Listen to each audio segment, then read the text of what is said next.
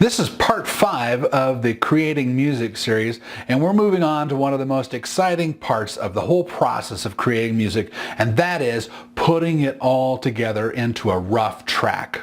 We're going to take those ideas that you've been developing and we're going to put them into this rough track and we're going to see what we got. So there's no time to waste. Let's get to it.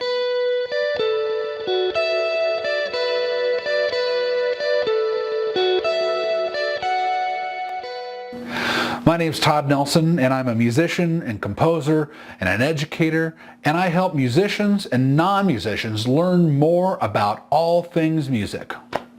On this channel, we talk about those things that we're curious about, help you to become a more rounded musician or non-musician who's just curious about how things work. So let's get into part 5 today. We've talked already about finding ideas for music, capturing those ideas, and developing those ideas. And last time we talked about taking those ideas and turning them into a form and then putting them into a chart. Well, today we're going to take that chart and we're going to begin by starting to put that down into your digital audio workstation, your recording program. We're going to take the chart that you've created. We're going to make sure that it's numbered so that we have the bars as they relate to what we see here on the screen.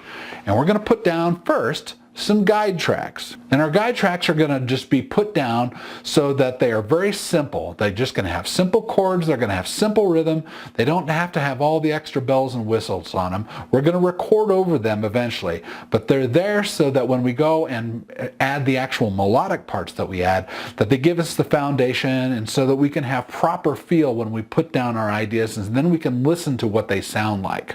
So that's going to include, for me, for the first time, we're going to add down a drum track, and we're going to add down a bass track. We want to have a sense of the feel of the song, and the drums and the bass are the two best ways to create feel and also give you the harmonic basis for the song. So they don't need to be that clean. They can be warts and all. As long as there's not something rhythmically really funky about it, they can just be straight ahead rhythm tracks. So often I'll put that bass part down first with a metronome, then I'll go back and I'll just find a drum track. I'll use something like Easy Drummer, and I'll just put down a basic rhythm that somewhat captures the feel of the song that I want, put that down beginning to end. Then I'll go through and I'll take each one of my parts and I'll put it into each section. So I'll have a guitar part, if I have a vocal, I'll add that in there. And what you'll notice is that you've put down your form on paper. It's your best guess at how the song's going to go. Well, what you'll notice is that you put those parts down is that you will finish a melody and you'll go into a next section. And as you listen to it back later, you'll say, ooh, that might be funky. But you're not going to change that at this point. You're just going to put the parts down as they were written. Put them one at a time, one after the other. You just want to go ahead and get this into one complete piece of music, and then you're going to save it. That's all we're doing in this part. You just want to see, did this idea that I conceived out of thin air, does it have some promise to it? So I just want to get it down on the track. Get it down nice and simple. It doesn't need to be perfect by any stretch. Just capture the idea as close as you can to what you believe the idea was.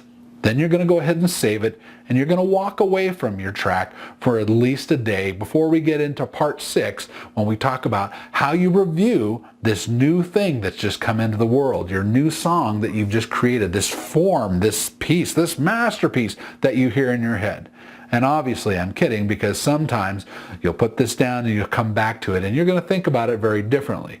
But in the next video, we're going to talk about then what do you do with this piece now that it's been born.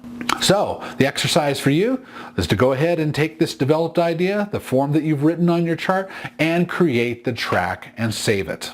Question of the day today is, if this is the first time you've done that, what do you expect that you're going to hear once that you're finished?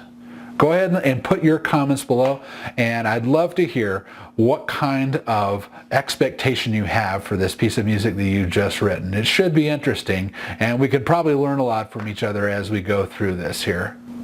All right, well, that's it for part 5. Part 6, we're going to go through the review and the restructuring process. So if you liked the video today, please hit the like button below, and please subscribe if you'd like to see more of this kind of content. And we'll see you next time.